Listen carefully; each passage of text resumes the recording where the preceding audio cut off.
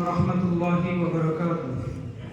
الحمد للہ رب العالمین والصلاة والسلام علی سید الانبیاء والمرسلین وعلی آلہ واصحابہ اجمعین. اما بعد. قابل قدر علماء کرام، مہمانان نظام اور حکم صاحبان، یہ خدائے وحدہ لا شریک کا بے انتہا فضل اور کرم ہے کہ اس رب کائنات نے اس ادنا سے طالب علم کو مقاصد مدارس کے عنوان پر لب کشائی کی جرأت بخشی. عزیزان گرامی، مدارس کا مقصد کبھی بھی پیسوں کے لیے امامت و خطابت کرنا نہیں تھا، بلکہ مدارس کا مقصد بنیادی دین کی تعلیم دینا اور حق شناس نسل پیدا کرنا. ایسی نسل جو موٹا جھوٹا کھا لے، ہلکا پھلکا پہن لے، آرام و راحت کی خوگر نہ ہو، فقیری میں بھی امیری کر کے دین کو سینے سے لگائے رکھے اور روئے زمین پر اسلام کو باقی رکھے.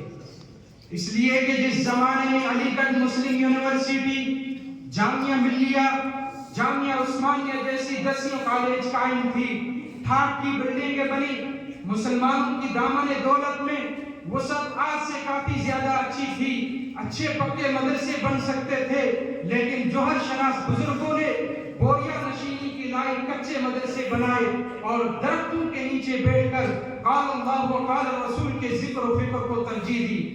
اس لیے کہ مسجد نبوی کی کچی چھت، اہل صفہ کے ننگے بھوکے طلبہ، شہدائے بیر معونہ اور غزی کے علماء ان کے نمونہ تھے.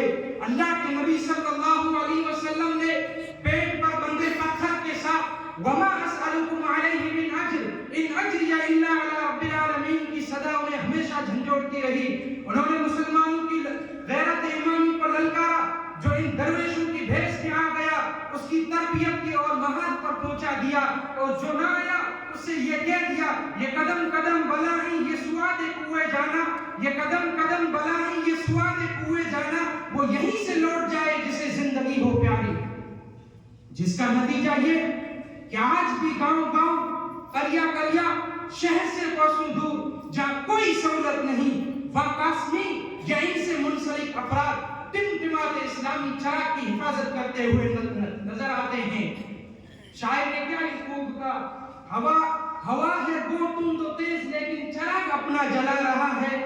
ہوا ہے گو تم تو تیز لیکن چراغ اپنا جلا رہا ہے. یہ مرد درویش جس کو حق نے دیے انداز خسروانہ. عزیزان گرامی، اب رہ کر اکثر سلفی یا اخوانیت سے متاثر فارغین کی طرف سے یہ سوال اٹھنے لگتا ہے کہ مدارس کا کیا فائدہ؟ مدارس کی ڈگری معترف نہیں، مدارس کے اندر اصلی تعلیم کا کوئی نظام نہیں.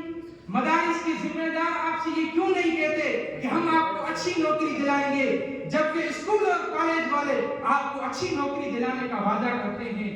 تو میں کہتا ہوں سن لیجئے، مولویت ایک فن یا ایک پیسہ نہیں، مولویت ایک بزنس نہیں، مولویت اچھی زندگی کی کوئی ضمانت نہیں، مولویت کسی پر احسان نہیں، اللہ کا دین آپ کا محتاج نہیں.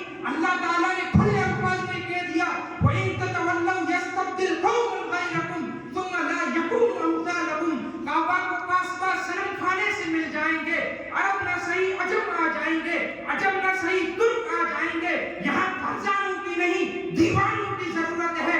یہاں سب کچھ لٹانے کے بعد ربح صحیح کا پروانہ ملتا ہے، کیونکہ علم کی وراثت بھوک میں خودداری کی وراثت ہے، فقر میں غربت نفس کی وراثت ہے، دعوت و تبلیغ کے لیے قید خانوں کی وراثت ہے، کلمہ حق کے لیے شہادت کی وراثت ہے، ہر قربانی کے صلے میں رضا الہی کی ضمانت ہے.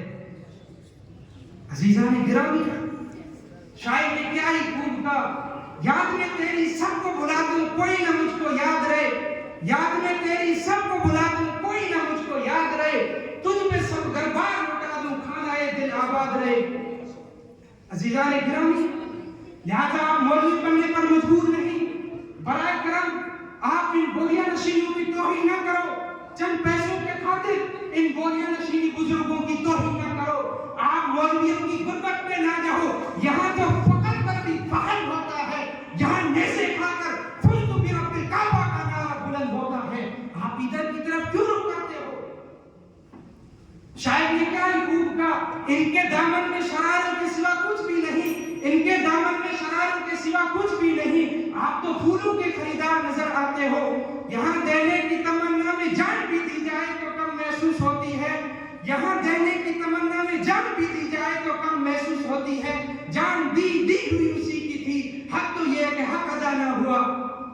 برائے کرم آپ ان کو معاف رکھیں، کیونکہ پرواز ہے دونوں کی اسی ایک فضا میں، پرواز ہے دونوں کی اسی ایک فضا پر